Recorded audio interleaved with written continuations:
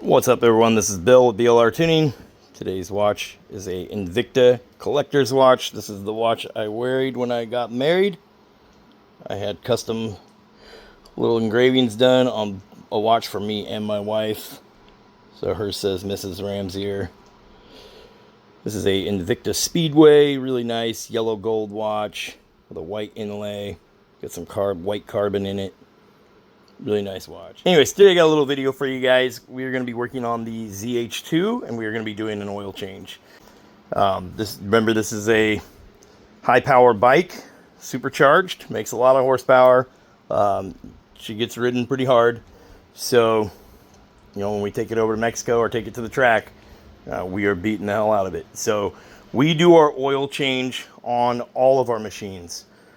500 miles for a brand new vehicle, 500 miles, then at 1500 to 1600 right in there. So put another 1,000 miles on that second oil change, and then from then on 2,000 to 2,500 miles.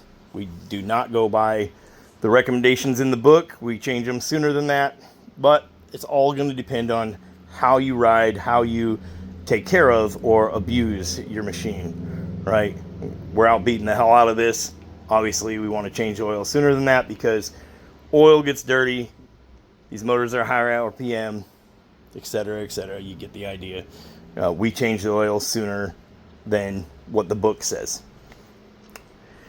But we've had good luck with that, and it's cheap maintenance when you consider the alternative, right? You go by what the book says, you're riding it hard every time. All of a sudden, rod goes through the bottom of the motor. Now you need a new motor. When you could have done, a little, anywhere from $50 to $150 oil change, right? So today we're going to show you how to do the oil change. This does have our catch can, so we will be removing this hose clamp so we can get our oil cap off. Really easy, just take that hose clamp, this hose will pop off, then we just change oil like normal from there. If you have our catch can set up, you can see how our catch can is. That's available on our website, BLRTUNING.co. There'll be a link in the description for the catch can kit. We will be checking that and making sure that's empty as well while we're here doing our oil change. And then there'll be a link in the description to this oil change kit that we use. These guys have been really good. So CycleMax. You can go to their website or you can go check them out on Amazon. We just order from Amazon. But those guys have always sent me everything I need and they've never hassled about anything. On this bike, we are just going to be running the 10W40. This is the KPO, so it's their Kawasaki Performance Oil SAE. So that's what we're running in this bike. The clutch seems to be holding really good with this oil, so that's what we're going to stick with. Then we do have a Kawasaki OEM oil filter. There's your part number. Remember, this is for the Kawasaki ZH2, so this would be 2020 and up. Pretty much the same thing for all of them. Okay. And you'll see in the kit they do include a new crush washer. We replace it every time on these bikes. Some bikes, smaller CC bikes, I don't mind reusing the crush washer, but only if we inspect it and it doesn't look like it's smashed beyond reuse or have any grooves in it. Still flat on both sides. You can get away with reusing it. At least every other time, though, you should be replacing that crush washer. Okay, you'll need a 8mm Allen. That is for the drain plug bolt on these bikes. This is an 8mm Allen. And then you'll need some kind of wrench to get that oil filter off. When you're putting the bolt back in, obviously use your crush washer. That is 17 foot-pounds for the drain plug bolt and 13 foot-pounds for the oil filter. I just do it hand tight on the oil filter. Put a little dab of oil around the rubber O-ring on it. Make sure when you take it off of there, your O-ring comes off with the old oil filter. You want to put an oil pan underneath to make sure you can collect all of your mess. Okay, if you leave it on the kickstand, it will lean over to that side and help the oil drain out that side of the bike and not get all over your exhaust. You can lay a towel or something over your exhaust, or what I like to do is stick some cardboard up there. You do want to warm the bike up first. So we've got the bike warmed up and now it's been sitting here for about 10 minutes. So she should be good. Oil should flow nice and smooth and not be too hot. So let's get an oil pan on it And let's pop that drain plug bolt. We'll let that go first. Then we will pop our hose off up here and allow that oil to come out even faster once we get this cap off. And while it's draining, we'll come over here and check our catch can. Once oil starts slowing down there, we'll pull the oil filter.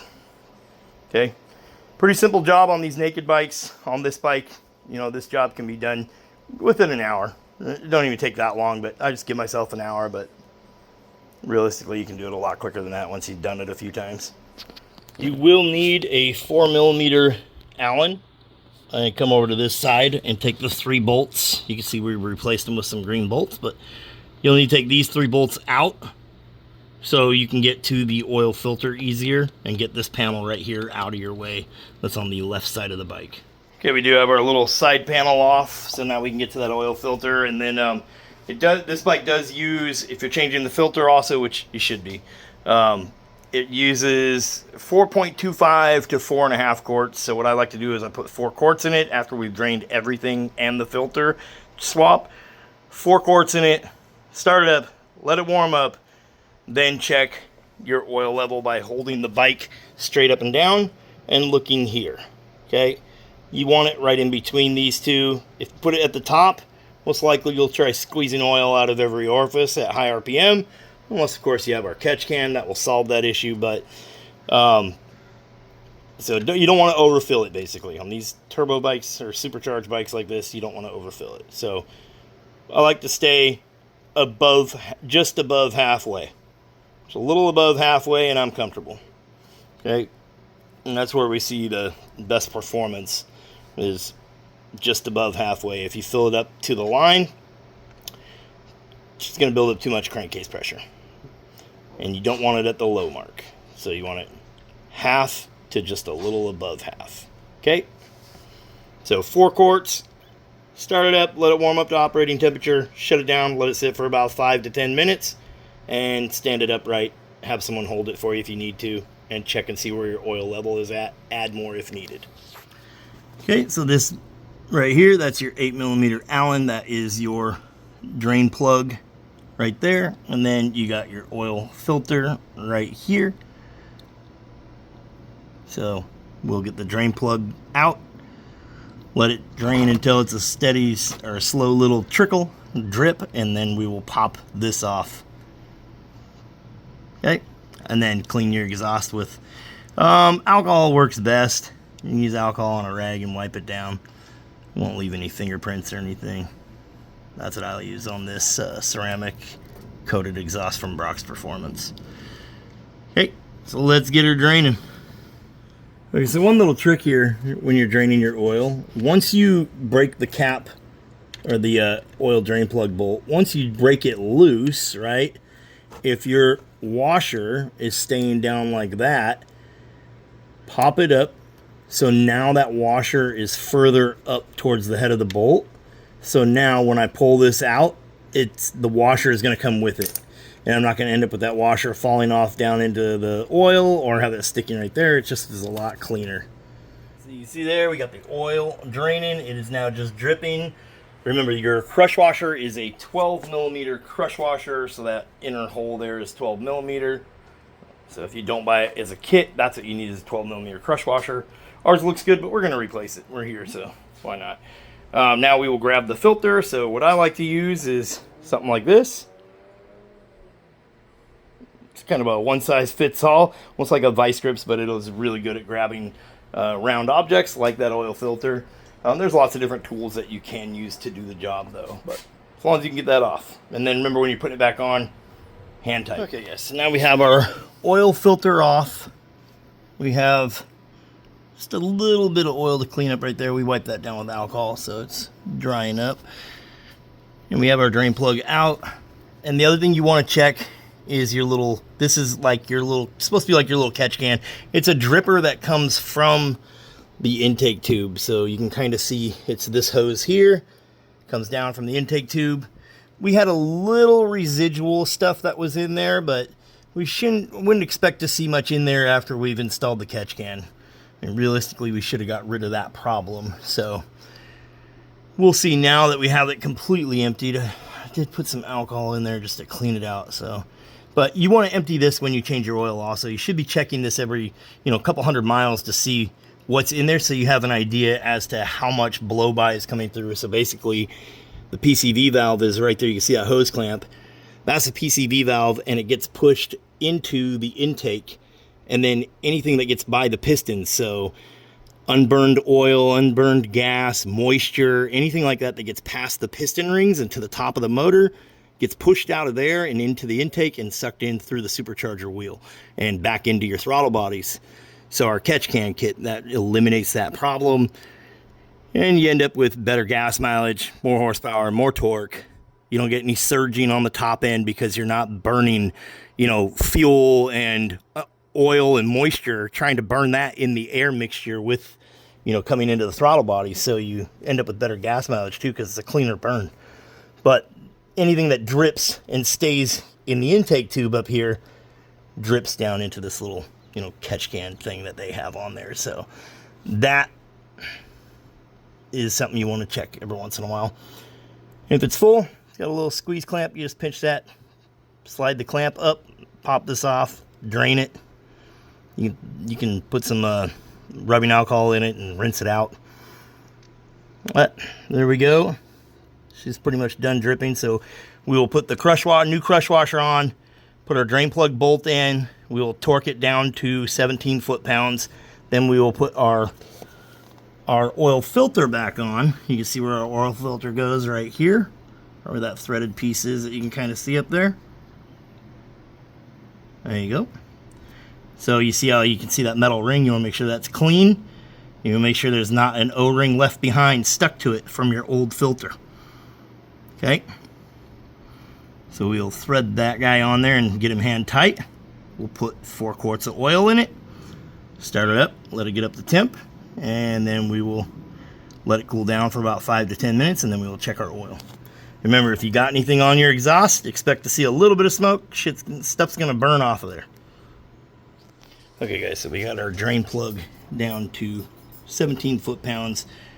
You can also go to 204 inch-pounds. That would be the same. Okay, so usually anytime I'm below 20 foot-pounds, I will use an inch-pound torque wrench. They are a little more accurate down low. Okay, and now we will get our new filter back on. Our Kawasaki OEM filter. So you're just going to take a little dab of oil, put it right here on this little O-ring. They are usually already greased, but just to make sure, it makes it so it slides on there a lot easier when you're threading it down against the metal, and it gives it a better seal. So that's why we like to do that, okay? You guys, so we have everything buttoned up. We've got our filter back on, our new crush washer, our drain plug is down to 17 foot-pounds, and now we are putting our 4th quart of oil in here. So we will put this 4th quart in. We will let it sit for just a minute, and then we will go ahead and crank it a couple times and then start it up, let it get to operating temperature, and then we will lean the bike over and check our oil with our little sight glass right there. Remember, we want it right in the middle somewhere. Just a little above the middle will work. Okay, so that is 4 quarts. Remember, you do not want to overfill your oil. Can't stress that enough. Overfilling your oil will do more damage quicker than underfilling the oil. Low oil is one thing. Overfilling the oil, you're talking about blown out seals. You can push oil into places where it's not supposed to be. Like, a lot can happen really quick and be really bad if you overfill your oil. It is very well worth sticking a tube down in there and sucking oil out if you have to, or whatever means necessary to not overfill, right? If it's over full, get some oil out of it. Figure out a way, get the oil out of it. Or drain it again and put new oil in it again. But there we go, 4 quarts. Now we're gonna fire it up, let it sit, and we'll come back and we'll check our oil level. In the meantime, before we fire it up, we'll go ahead and check our catch can real quick. These are pretty easy to check. Just unscrews, grab that knurled end, and it just unthreads here. And again, you just put these on hand tight too. This guy wouldn't go any tighter than your oil filter. And we check it every 100, 200 miles, but you can see there it's got a drop or two in it, so we'll just pour a little rubbing alcohol in there, squish it around, and rinse it out. Might as well do it while we're in here. See, it's doing its job. Got just a little tiny bit in it, barely anything. Barely anything. But now's the time to go ahead and empty it while we're in here. Okay, so let's let it warm up and come back here in a minute. Okay, so we have let the bike sit at idle for quite a while now, and then we shut it off. It's been sitting for about 5 minutes. So now, when we stand it up, we can see, if we stand it up and we lean it over to the right just a little bit, you probably see the oil now. Yeah, so, but here's standing upright. So you can see we can barely see the oil in the sight glass. So we're gonna add oil. We're gonna add just a little bit, maybe like a cup of oil at a time. You don't wanna add too much. So let's put a little bit of oil in there. We got our little drain plug hose here, or our hose for our vent for our BLRTUNING catch can. So we'll remove that, set this aside, and we'll come back and we'll add just a little bit of oil. Use a funnel, guys, but if you're careful, you can get some oil in there. So we will just go ahead and pour it on in there.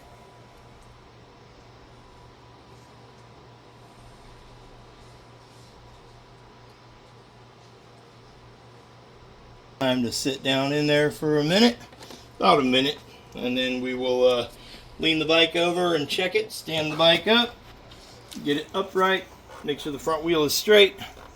You can see now we are basically straight up and down. We are at the low mark, so we need to add a little more.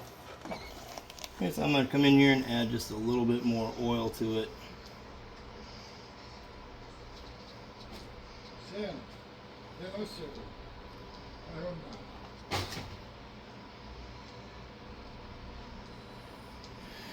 So that's probably about 1 cup in total that I've added to the bike. Let's see where we're at now. There you go. We're what? About the middle, you think, Vanessa? Huh? About the middle? Huh? Yeah. I guess about the middle. Right there. That's straight up and down. We're about middle. Mm-hmm. Yeah, so we're right about middle. You could call it good there. I'm going to throw just a little tiny bit more in it, and we will call it good. That would be straight up and down. You can see there we are a little above half, right? A little above half? Yeah. Not quite to the high mark. So we are perfect. That's where I'd like to be at. How to clear and reset your service light. So I'll put a screenshot up here. You guys see what it looks like. Your service light is that little wrench icon. It'll say service when you turn the key. We already reset it on here.